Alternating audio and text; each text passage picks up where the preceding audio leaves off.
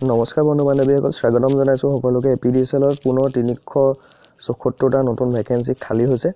তো ইয়াতে আপোনালোকে আবেদন কৰিব লাগিব যদিহে কোৱালিফিকেশ্যনখিনি মিলে। তো ইয়াৰে পদখিনি কেনেকুৱা ধৰণৰ আহিছে সকলোখিনি জানিবৰ কাৰণে ভিডিঅ'টো শেষলৈ চাব। আৰু ইয়াতে আপোনালোকে ডাইৰেক্ট অফিচিয়েল এডভাৰটাইজমেণ্ট দিয়া আছে, ইয়াতে চাব। এইটো অফিচিয়েল এডভাৰটাইজমেণ্ট আহিছে। তো এইটো আহিছে আছাম পাৱাৰ ডিষ্ট্ৰিবিউশ্যন কোম্পানী তথা এপিডিচিএল ফালৰ পৰা আহিছে। পুনৰ ৰিক্ৰুটমেণ্ট 300ৰো অধিক ভেকেঞ্চি আহিছে। ইয়াতে আপোনালোকৰ ভেকেঞ্চিখিনি এনেকুৱা ধৰণৰ ইয়াতে দিয়া আছে, চাব।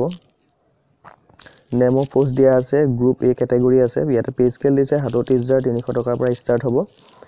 তো গ্ৰুপ এত আছে আপোনালোকৰ এছিষ্টেণ্ট মেনেজাৰ ইলেক্ট্ৰিকেলৰ কাৰণে আছে, টোটেল 107টা আছে। ইয়াতে লাগিব আপোনালোকৰ BE নাইবা BTech কৰিব লাগিব, ইলেক্ট্ৰিকেল ইঞ্জিনিয়াৰিং নাইবা ইলেক্ট্ৰিকেল ইলেক্ট্ৰনিক্স এইবিলাকত আপোনালোকৰ লাগিব। এইবিলাক টেষ্ট চাব, টেষ্টখিনিয়ে থাকিলে পাৰিব। 2 নম্বৰতে আছে এছিষ্টেণ্ট মেনেজাৰ চিভিলৰ, ইয়াতে 8টা ভেকেঞ্চি আছে। ইয়াতে চিভিল ইঞ্জিনিয়াৰিং লাগিব। Assistant manager electronics and communication, ইয়াতে 8টা ভেকেঞ্চি আছে। যিহেতু ইলেক্ট্ৰনিক্স ইঞ্জিনিয়াৰিঙৰ কোৱালিফিকেশ্যন লাগিব। এছিষ্টেণ্ট মেনেজাৰ ইনফৰমেশ্যন টেকন'লজি, ইয়াতে 12টা ভেকেঞ্চি আছে। ইয়াতে কম্পিউটাৰ ছায়েন্সত ইঞ্জিনিয়াৰিং ডিগ্ৰী লাগিব। এছিষ্টেণ্ট মেনেজাৰ হিউমেন ৰিচাৰ্চৰ কাৰণে আছে 5টা ভেকেঞ্চি।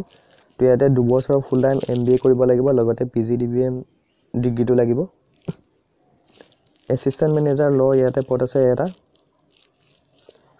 আৰু গ্ৰুপ বি কেটেগৰীৰ কাৰণে আছে জুনিয়ৰ মেনেজাৰ ইলেক্ট্ৰিকেল, ইয়াতে 220টা ভেকেঞ্চি আছে।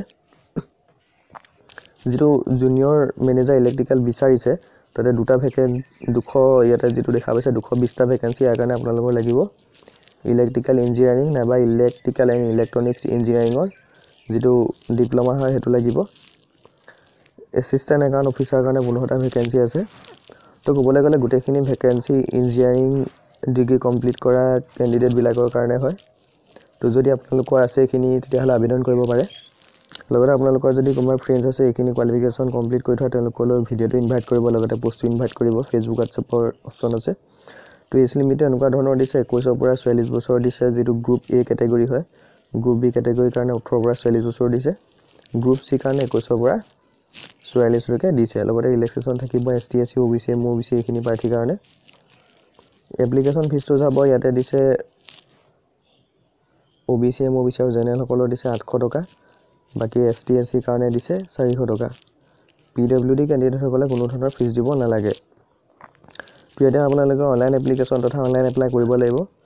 তো কোনোবা ফ্ৰেণ্ডছে অনলাইন এপ্লাই কৰিব বিচাৰিলে তলত এটা হোৱাটছআপ নাম্বাৰ দিয়া আছে, তাতে কণ্টেক্ট কৰিব পাৰে। চিলেকশ্যন প্ৰচেছটো এনেকুৱা হ'ব, CBT মোড এক্সামিনেশ্যন হ'ব, কম্পিউটাৰ বেছ এক্সামিনেশ্যন 100 মাৰ্কছৰ।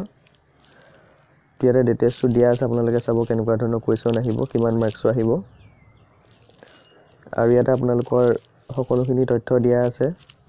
পে স্কেল কিমান পাব পাৰ মান্থ, কোনটো পদৰ ইয়াতে দিয়া আছে সেইখিনি চাব। হাউ টু এপ্লাই অনলাইন মাধ্যমেৰে কৰিব লাগিব, যিটো apdcl.org অফিচিয়েল ৱেবছাইটত গৈ।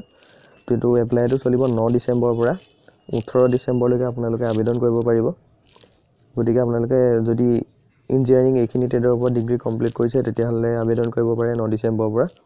তো এইখিনি আছিলে, ফ্ৰেণ্ডসকলৰ মাজত পষ্টটো শ্বেয়াৰ কৰিব, লগতে ভিডিঅ'টো শ্বেয়াৰ কৰিব।